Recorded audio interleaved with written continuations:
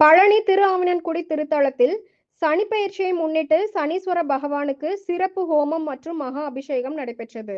சனி பகவான் கும்பராசியிலிருந்து மீனராசிக்கு பெயர்ச்சி அடைவதையொட்டி திரளான பக்தர்கள் எல் தீபமேற்றி வழிபாடு செய்தனர். முருகப்பெருமானின் 3ஆம் படை வீடான பழனி மலைக்கோயில் அடிவாரத்தில் அமைந்துள்ள திரு ஆவினன்குடி திருத்தலத்தில் சனீஸ்வர பகவான் தனி சன்னதியில் எழுந்தருளி அருள்பாலித்து வருகிறார். இன்று சனி பகவான் கும்பராசியில் இருந்து மீனராசிக்கு பெயர்ச்சி அடைவதையொட்டி இக்கோயிலில் அதிகாலை முதலே சிறப்பு வழிபாடுகள் தொடங்கின. இதனை முன்னிட்டு உலக நன்மை வேண்டியும் பக்தர்கள் நலன் வேண்டியும் சனீஸ்வர பகவானுக்கு சிறப்பு ஹோமங்கள் வளர்க்கப்பட்டன.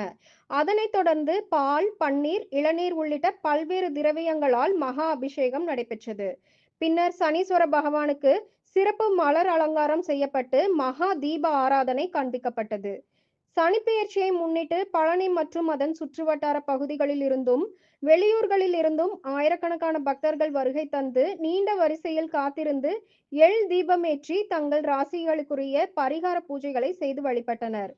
பக்தர்களின் வருகையை முன்னிட்டு கோயில் நிர்வாகம் சார்பில் குடிநீர் மற்றும் வரிசைப்படுத்துதல் உள்ளிட்ட விரிவான பாதுகாப்பு ஏற்பாடுகள் செய்யப்பட்டிருந்தன.